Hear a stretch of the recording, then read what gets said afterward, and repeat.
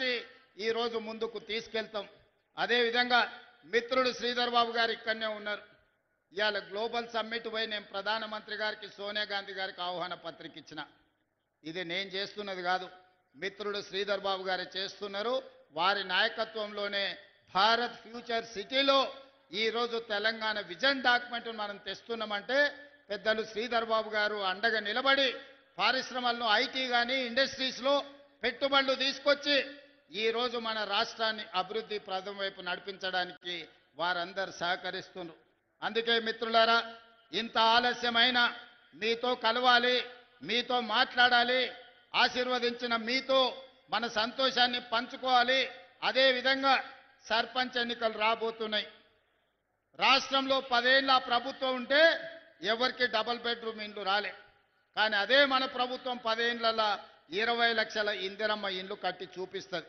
ఇవాళ మీకు ration card వచ్చినా, ఇవాళ మీకు సన్నబియ్యం వచ్చినా, ఇవాళ మీకు ఇందిరమ్మ ఇల్లు వచ్చినా, ఇవాళ మీకు సారె పేరు మీద చీర ఇందిరమ్మ చీర మీకు వచ్చినా, ఇవాళ మీకు 200 యూనిట్ల కరెంటు వచ్చినా, ఇవాళ మీకు 21,000 కోట్ల రైతు రుణమాఫీ జరిగిన, ఇవాళ మీకు రైతు భరోసా కింద 9 రోజుల్లో 9,000 కోట్ల రూపాయలు వచ్చిన, ఇవాళ నిరుద్యోగ యువకులకు మొదటి సంవత్సరమే 60,000 ఉద్యోగాలు వచ్చిన, ఇట్లా చెప్పుకుంటూ పోతే చాంతాడంత లిస్ట్ ఉంది.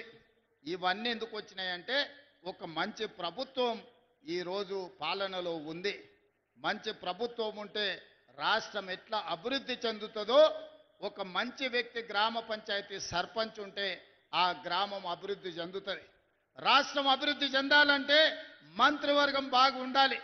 గ్రామం అభివృద్ధి చెందాలంటే గ్రామ సర్పంచ్ వార్డు మెంబర్లు మంచోళ్ళు ఉండాలి.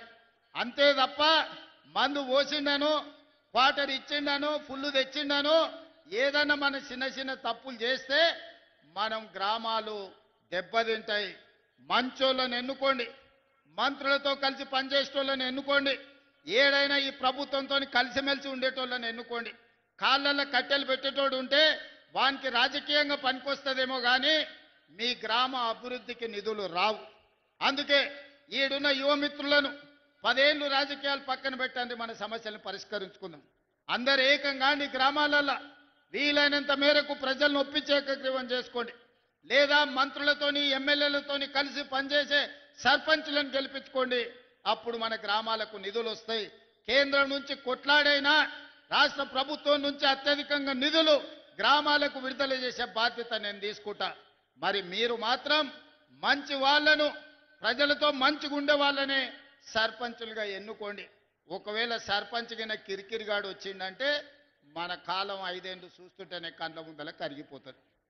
ఎక్కడైనా మన చుట్టం ఉంటే ఉండొచ్చు, ఏడ బావ అన్నా సరే కానీ వంకాయ తోట కాడ బావ అనొద్దని వెనకటి పెద్దోళ్ళే చెప్పారు. అవునా? ఇక ఒకడొకడు ఉంటాడు, వాడు 3 ఏళ్లకు 33 దొడ్లు ఉన్నాయని పొంకనాలు చెప్పేటోడు వస్తాడు. ఇట్లాంటోళ్ళని కింద మీరు వార్డు మెంబర్లుగా సర్పంచులుగా చేసిరట్టే మీరు బుద్ధిమంతుడని సర్ది కడితే వాడు చక్కగా బొడ్రాయి కాడు పోయి భోంచేసి మళ్ళీ వచ్చి ఇంకేం పెడతామని అడిగిండు అనుకో, మీ ఊర్లన్నీ దెబ్బతింటాయి.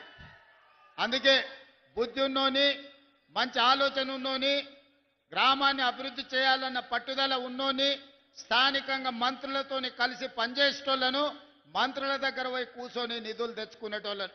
ఇవాళ ఉస్నాబాద్కి ఎందుకు వచ్చినాయి నిధులు? పొన్నం ప్రభాకర్ ఎమ్మెల్యేగా ఉన్నాడు, మంత్రిగా ఉన్నాడు కాబట్టి ముఖ్యమంత్రి దగ్గర వచ్చి కూర్చొని కొట్లాడి నిధులు తెచ్చాడు.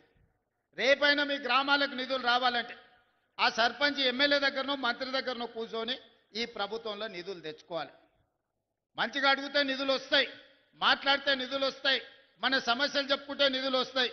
తద్వారా మన సమస్యలు పరిష్కారం అవుతాయి, గ్రామాలు అభివృద్ధి చెందుతాయి.